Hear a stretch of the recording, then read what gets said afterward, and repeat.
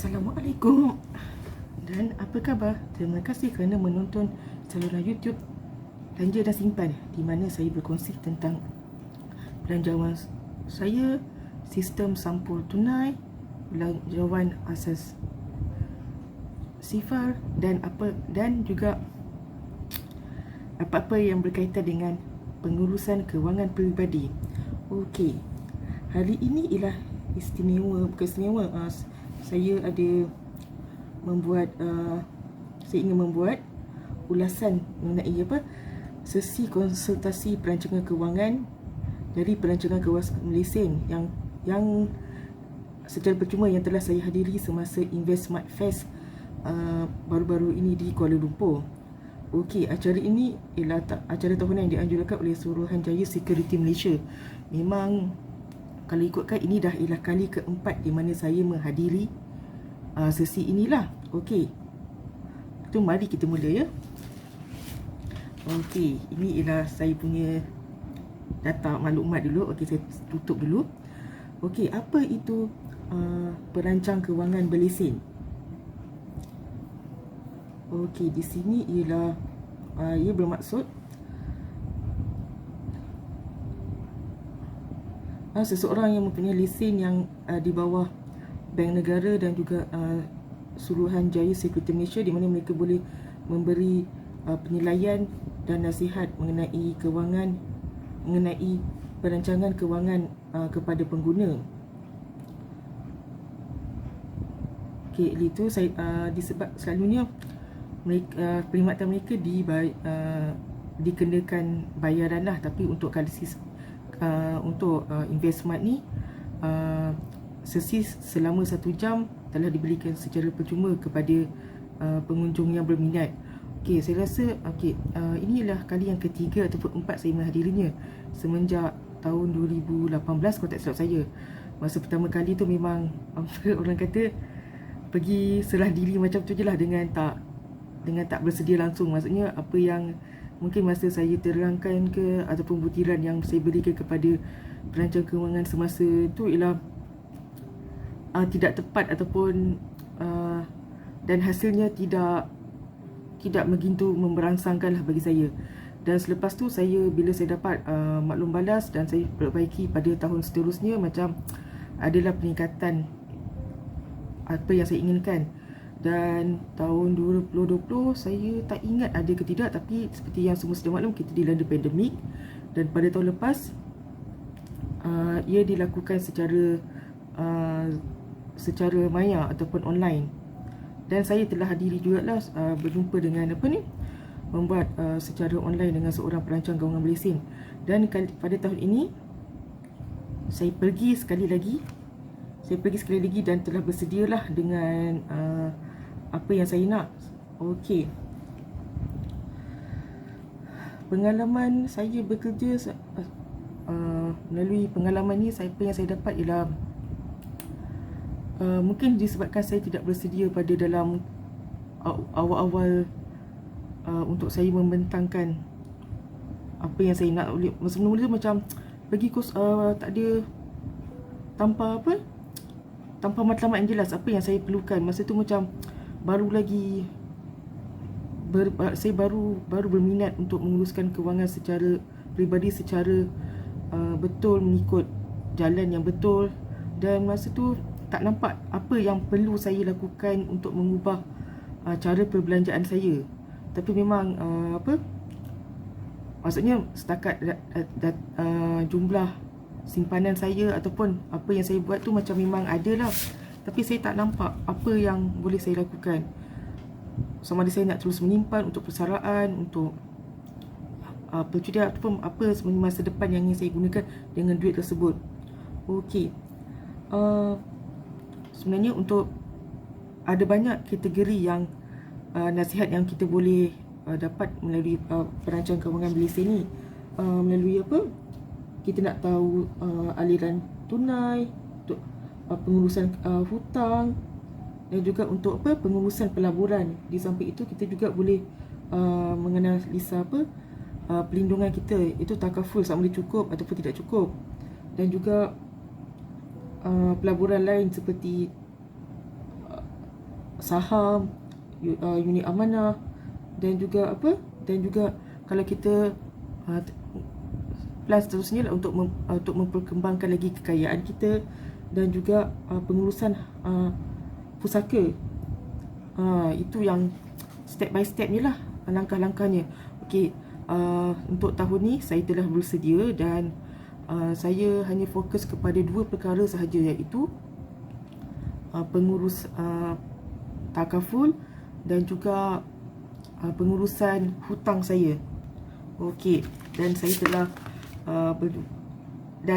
saya bersyukur sangat saya mendapat maklum balas yang saya perlukan lah. Okey, disebabkan masa sesi ialah 1 jam, untuk saya rasa dalam 10 minit pertama perancang kewangan Malaysian, beliau telah menerangkan serba sedikit mengenai apa tu pengurusan kewangan, di mana yang memang saya telah sedia maklum lah. Dan bila selepas tu saya keluarkan kertas di mana angka-angka saya ini, untuk menunjukkan bahawa apa yang saya perlukan. Dan dia pun dengan senang hatinya menganalisa dan memberikan nasihatnya. Okey, dan inilah yang dia telah contoh-contoh sikit lah, tapi tak apa, sebab ini saya boleh gunakan balik lah. Okey, untuk kali ni macam saya cakap, takaful, saya dah ada takaful kemalangan, dan juga saya perlukan sekarang ialah takaful hayat ataupun takaful keluarga, di mana setakat yang memang saya langsung tak ada. Dan saya cuba minta dan saya tanyakan disebabkan jika saya ada penyakit, adakah penyakit saya ni di bawah pengecualian ataupun macam mana. Okey, dan dia memberi cadangan bahawa dia akan menyemak dengan syarikat takaful di bawah dalam apa yang dia ada, dan dia akan kembali kepada saya lah. Okey, apa yang bagus tentang takaful ni, perancangan kewangan Malaysia mempunyai akses ke dalam syarikat takaful yang banyak. Kita lebih kurang dalam 10 kot syarikat takaful di Malaysia, dan mereka boleh dapat akses mungkin dalam 4, 5 ataupun semua, dan mereka akan boleh membuat package yang sesuai dengan keperluan dan juga belanjawan pelanggan. Contoh macam saya dah cakap, okey, bajet saya ialah setakat 150, dan jika saya ada penyakit macam mana, ataupun jika saya merokok, dan kita kena beritahu dulu risiko kita dan juga umur kita kan, supaya mereka boleh membuat boleh menyemak dengan underwriter syarikat takaful masing-masing. Okey, kemudian saya telah bertanyakan juga macam mana tentang cara saya menguruskan hutang. Okey, dia kata apa yang saya buat ni selama ni setakat ni ialah memang bagus, dan sebab nilai hutang saya sebulan ialah dalam tak sampai 200. So maksudnya saya boleh kekalkan, di mana kalau katakan dia kata kalau saya habiskan bayar hutang sekaligus, sebab deposit simpanan yang saya ada tu, yang saya ingat saya nak gunakan untuk membeli rumah, deposit tersebut akan menjadi perkurangan dan sukar dan agak lambat kembali untuk saya memenuhkannya dalam sasaran untuk mendapat jumlah yang sekarang ni. Itu okey, saya bercadang akan membuat pembayaran hutang seperti biasa, dan saya akan fokuslah juga kepada untuk menyimpan lebih banyak wang di dalam tabung deposit rumah. Okey, secara keseluruhannya saya amat berpuas hati di atas penganjuran sesi Investmart pada kali ini. Okey, berbalik kepada Investmart yang telah diadakan di KLCC, saya suka bila diadakan di Kuala Lumpur Convention Center, sebab tempat ini memang selesa dengan kemudahan LRT, pengangkutan, tempat makan, surau, semua tu. Berbanding sebelum ni dekat Mid Valley, macam tempat tu agak bising, tapi dekat sini macam agak ada ruang untuk bergerak jugalah. Walaupun mungkin saya rasa ramai ada pempamer yang baru seperti mereka masukkan juga cryptocurrency, Bitcoin, robo advisor, dan juga tapi ada juga 2-3 syarikat kewangan yang tidak turut serta lah. Tapi tak apa, tempat dia luas, tapi sebab ramai mereka ramai yang hadir, maksud saya rasa lah macam staff dari syarikat tu lagi ramai dari pengunjung yang hadir. Ini berdasarkan macam kalau saya jalan-jalan pergi tu nampak macam jumpa macam boleh tak cik pernah dengar tak pelaburan ini, pelaburan itu. Macam saya cuba untuk tidak fokus kepada pujuk rayu mereka, sebab 3 kali saya pergi, 3 kali pelaburan jugalah yang saya telah buat. Maksudnya saya telah mendaftar dan buat. Dan kalau boleh saya ingat kali ni saya bertegas takkan cuba melakukan mendaftar sebarang pelaburan baru, sebab saya nak fokuskan terhadap belanjawan saya lah. Okey, sebenarnya macam dan saya harap sebab InvestSmart ni hanya terdapat diadakan pada bulan 10.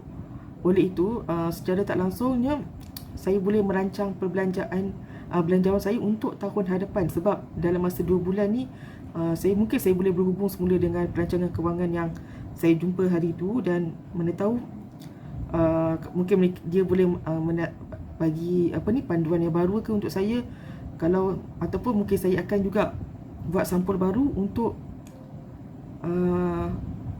membuat perancangan kewangan secara holistik, di mana macam saya akan ikut cakap perancangan kewangan, ataupun kita tengok macam mana, dan mungkin saya akan buat sampul baru untuk mengumpul duit agar saya mampu untuk membayar yuran khidmat nasihat mereka. Saya rasa bila saya baca dekat laman web, mereka pun ada buat sesi konsultasi ni secara virtual, macam 3 hari lagi awal sebelum secara berdepan ni. Mungkin tahun depan jika anda ada sesiapa yang bukan dari kawasan Kuala Lumpur ataupun tidak dapat menghadiri secara langsung, mereka boleh buat secara virtual lah. Tapi kena, sebab acara ni dalam bulan 10, so boleh catat tarikh dan ingat untuk tahun hadapan. Sebab 1 jam memang macam-macam anda boleh dapat. Tapi saya bagi tips. Kalau anda pilih dua topik yang anda ingin fokuskan, supaya anda uruskan ni supaya tahun depan 2 topik yang lain. Sebab saya rasa pengurusan kewangan ni dalam ada 8 topik yang besar untuk kita cover lah. Tapi tak apa, kita buat secara langkah demi langkah. Kalau ada apa-apa soalan lagi, boleh tinggalkan dalam ruangan komen, dan jangan lupa tekan butang like dan subscribe. Boleh juga kongsikan kepada kawan-kawan yang lain. Terima kasih.